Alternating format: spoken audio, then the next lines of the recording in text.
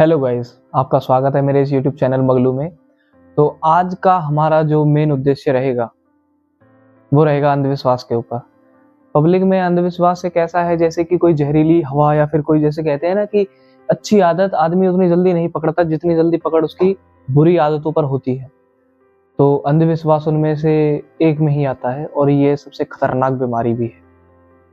अंधविश्वास का आपको एक लाइव एग्जांपल दिखा दूंगा कि लाइव एग्जांपल अगर आप समझते हैं तो ठीक है, और नहीं समझते हैं तो भी मेरा काम है आपको एक रिसर्च कर कर देना, क्योंकि मैं हूं आपका दोस्त मगलू टोडो के साथ।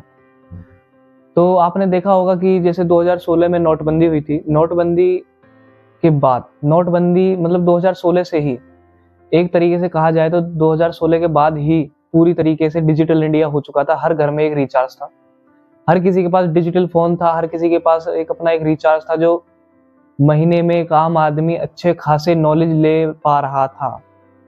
चाहे वो किसी भी माध्यम से ले रहा हो, गूगल से ले रहा हो, यूट्यूब से ले रहा हो, किसी भी अन्य साइट, वेबसाइट या फिर किसी भी अन्य ब्राउजर से ले रहा हो, पूरी तरीके से आदमी एक आम आदमी नॉलेज ले पा रहा था। उसको पैसे खर्च नहीं करने पड़ रहे थे। उसको पहले के टाइम पे क्या होता था, 5 रुपए की 25 MB का एक कूपन आता था, पब्लिक रिचार्ज करा देती थी, पैसे करा देती थी, पैसों से बात करते थे कॉल पे। रिचार्ज डिजिटल मतलब जैसे नोटबंदी हुई उसके बाद स्कीमें आनी चालू हुई, कंपनियों ने अपना मुनाफा देखने के लिए रिचार्ज स्कीमें चलाई, मंथली पैकेज चलाया। उस हिसाब से इंडिया बहुत आगे चला गया था, डिजिटल इंडिया बन चुका था। तो वहीं से ये कहानी एक नया मोड़ ले लेती है। अंधविश्वास वहां से धीरे धीरे धीरे धीरे कम होता गया। क्या हुआ था कि 2018 तक आपने सुना होगा कि पुराने टाइम पे, या फिर अभी 2018 की बात कर लेते हैं, हाल फिलहाल की। 2000 वैसे हाल फिलहाल नहीं है, 7-8 साल हो चुके हैं इस बात को।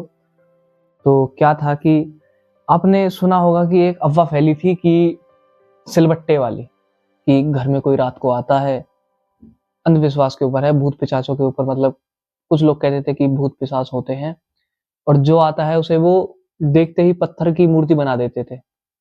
सिलबट्टे वाली कहानी बहुत फेमस हुई थी। आपको शायद ध्यान हो या ना ध्यान हो, कुछ नहीं कह सकता, पर सिलबट्टे वाली कहानी ने एक नया रुख ले लिया था। हर कोई अपने घर में ताला मारकर सोने लगा था। खुद के घर में ताला मारकर सोना एक बहुत बड़ी बात हो जाती है। आप समझ सकते हैं मैं क्या कहना चाहता हूँ। सिलबट्टे वाली कहानी ने एक नया मोड़ ले लिया था।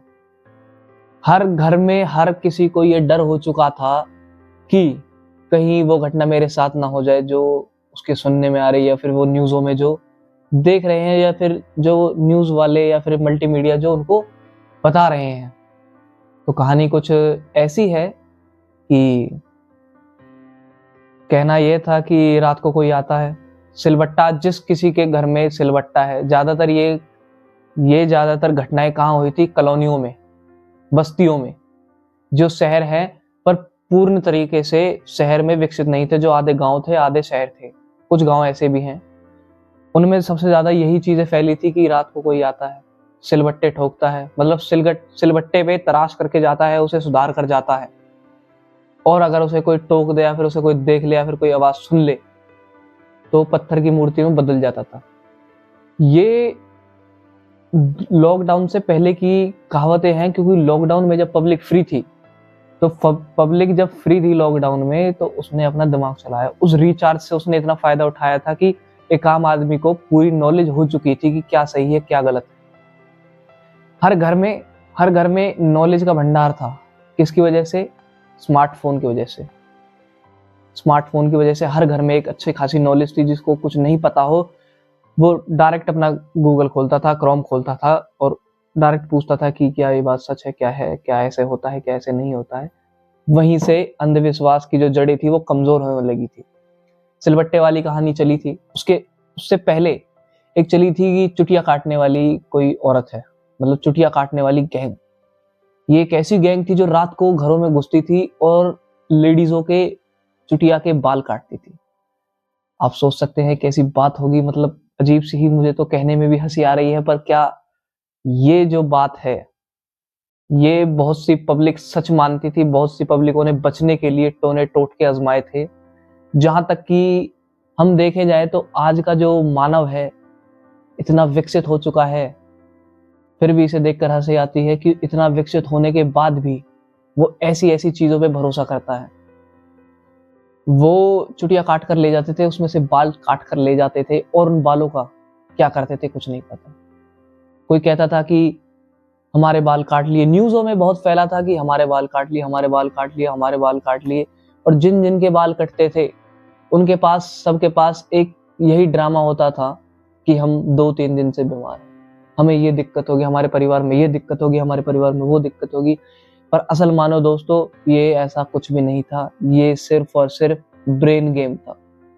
आपको ये बात पता होगी कि जैसा हम अपने दिमाग को, जैसा हम अपने माइंडसेट को बनाएंगे वो वैसा ही बनता है। अगर मैं सोचूंगा कि मैं खुश हूं तो मैं खुश रहूंगा, अगर मैं सोचूंगा मैं बीमार हूं तो मैं बीमार ही रहूंगा। क्यों? क्योंकि ये सब हमारे दिमाग के ऊपर निर्भर है। हम जैसा सोचते हैं वैसा बनते हैं। चुटिया वाली कहानी चली थी, सिलबट्टे वाली कहानियां चली थी, ये कहानी नहीं, ये एक अफवाह थी। और ये अफवाह ने बहुत बड़ा एक ऐसा रास्ता ले लिया था जो आज तक शायद, मेरे हिसाब से तो बहुत सी पब्लिक ऐसी है जो इन चीज़ों को भूल गई होगी। पर मैं आप सबको ये चीज़ इसलिए रिमेम्बर करा रहा हूँ ताकि आप समझ सकें। जब से डिजिटल इंडिया ने, आज की डेट में डिजिटल इंडिया बहुत आगे जा चुका है। इंडिया हर घर में, हर किसी को, जिसको पहले स्मार्टफोन चलाना नहीं आता था, आज की डेट में वो भी व्हाट्सएप से, यूट्यूब से और गूगल से कनेक्ट है। क्यों? क्योंकि डिजिटल इंडिया आ चुका है, इंडिया ग्रोथ कर चुका है और अंधविश्वास की जो जड़ी थी वो धीरे धीरे कमजोर होने लगी। आज 2018 के बाद, लॉकडाउन के बाद, हमने कोई ऐसी अफवाह नहीं सुनी कि आज ये हो रहा है, आज वो हो रहा है, आज ये गैंग आ रही है, वो क्यों गैंग आएगी नहीं? क्योंकि हर घर में एक डिजिटल फोन है, स्मार्टफोन है, हर कोई पर्सन डिजिटल हो चुका है। कोई कैश ज्यादातर अपने पास नहीं रखता, डिजिटल बैंकिंग हो चुकी है, नेट बैंकिंग हो चुकी है। इसलिए जो गैंग थी, जो लूटपाट करती थी, उन्होंने भी आना अब सही नहीं समझा, क्योंकि हर घर एक कैमरा है, हर घर एक कैमरा जरूर है। आज के घर में, आज की डेट में किसी के पास खाने को रोटी हो या ना हो, पर एक फोन और महीने का रिचार्ज, वो भी 5G अनलिमिटेड, जरूर है। इस बात का ध्यान रखिए। अफवाहें धीरे धीरे अब बंद हो चुकी हैं और जहां तक भी है, अब तो 4-5 साल हो चुके हैं, मैंने ऐसी कोई भी बात नहीं सुनी है और आशा करता हूं कि आगे भी ना ही सुने तो बहुत अच्छा रहेगा। तो उनसे भी पहले की एक बात थी, चुटिया काटने वाले से पहले की भी एक बात थी कि एक आदमी है, वो घूमता है रात को, घर में आकर दरवाजे पर नॉक करता है 3 बार और कोई उसका गेट खोल दे या फिर कोई आवाज सुन ले या फिर कोई जानबूझकर ना खोले तो वो पत्थर की मूर्ति बन जाता है। ये मैं नहीं कह रहा हूं, ये वो लोग कह रहे हैं जिनके साथ ये घटना घटित हुई थी। पर आज तक मैंने ना वो पत्थर की मूर्तियां देखी, ना कुछ देखा। ज्यादातर, सबसे ज्यादा अफवाहें न्यूज में दिखाई गई थी। लोग वहम में जी रहे थे, वहम में दूसरों को भटका रहे थे, खुद तो भटके हुए हैं ही, दूसरों को भटका रहे थे। अच्छा, उससे पहले 2015 के आसपास में एक अफवाह चली थी कि एक बंदर है जिसके नाखून 1-1 फीट के लंबे हैं और उसके पंख है, वो उड़ता है। आप समझ सकते हैं ये किस प्रकार की बेवकूफी है। लोगों ने अंधविश्वास को इतना बढ़ावा दिया, पर जब से डिजिटल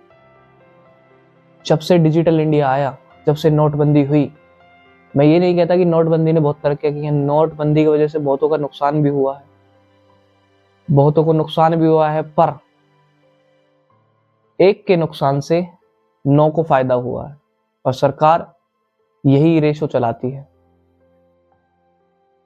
तो आज की डेट में आप देख सकते हैं कि अंधविश्वास काफी कम हो चुका है। लोग जो पहले हर बात नहीं समझ पाते थे, आज वो हर बातें, हर किसी के कान में, आंख में, हर जगह तक पहुंच पा रही हैं वो बातें। तो आज की डेट में वो जो अंधविश्वास है वो बहुत ही ज्यादा कम हो चुका है और आशा करता हूं आप भी एक सच्ची नॉलेज के साथ जिएं, किसी पर आंख बंद करके भरोसा ना करें, एक सही नॉलेज के साथ जिएं और दूसरों को भी अच्छा ही ज्ञान दे अगर हो सके तो, वरना शांत रहने में ज्ञान है। तो मिलते हैं हमारी अगली वीडियो में। आज बस इतना ही और हमेशा की तरह टोडो बाय कहेगा, तो बाय गाइस।